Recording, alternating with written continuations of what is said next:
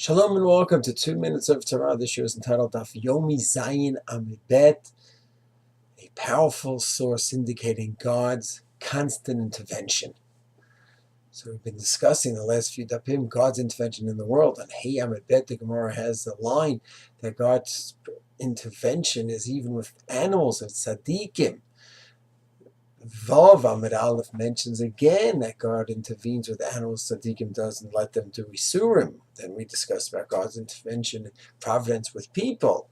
On Zayin Amid Bet is a powerful source indicating God's constant intervention in our lives. Ein Adam Nokef Esbo Milamata, a person will not prick his finger down here in this world, Ele Imkain Machrizin Otolamala, unless it was announced by heaven above us. Seems to indicate anything goes on in my life. I prick my finger, nothing major. That was announced from heaven up above.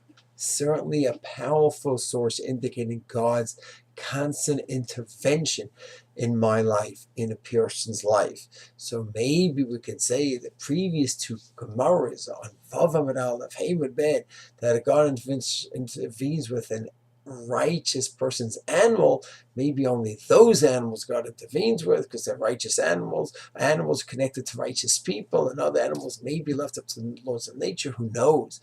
But here this is humans, and it says a person doesn't prick his finger.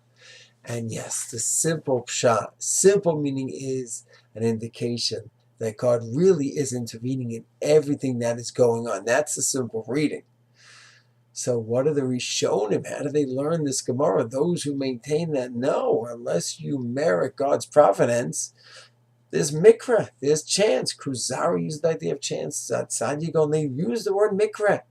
As foreign as it seems to our lexicon today, the medieval philosophers did use the word mikra, chance. So how do they learn such a Gemara?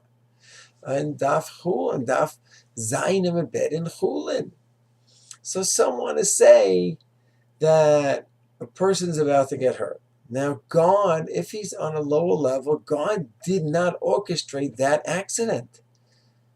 He left the person up to his own device and he got hurt. So the prick was from himself. God didn't say he should get the prick. Oh, what do you do with the Gemara then? The Gemara says he didn't get pricked until God said he should get pricked. So some want to say, and the Lev Tzion brings us down. Rav Lopiansky, beautiful commentary on Ramban. He brings us down when analyzing the Ramban on Hashgacha. He tries to synthesize how was the Ramban in certain places going to work with Gemaras like this. He has a fascinating idea that when a person is about to get hurt, where he's bringing this upon himself, he's going to prick himself. God didn't say you must get pricked now. He's doing it, but God is monitoring everything. Everyone agrees God monitors everything that's going on. Will he intervene? That's what providence means. He'll go intervene. So the approach says that God is monitoring everyone, and he sees, okay, this person is about to prick himself. God didn't say he should prick himself, but he's about to.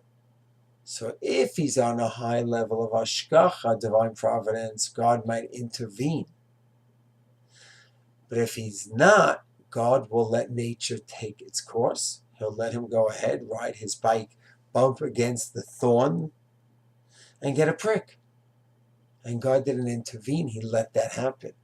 But it only happened because it was nechraz, it was announced from above. God said, I'm leaving him up to his own device and I'm going to let him get hurt. Meaning even the medieval school of thought that limits divine providence could work at this Gemara and say, yes, everything that goes on, everyone gets hurt, it's God saying, I'm leaving him his own devices because he doesn't deserve my protection. So it is announced from above, but yet the person is not under God's hashgacha. He's under this hashgacha klalid, and God's leaving him that way.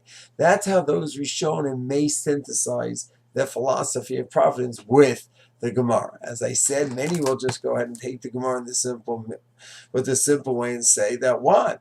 This is an indication that God is monitoring everything and he's intervening, and there is hashgacha parties on all human beings. And the debate continues even nowadays. Today, the different opinions and analyzing all the different sources in Shas, and the Torah Shebechtav, and the Torah Sheval Peh. Shalom.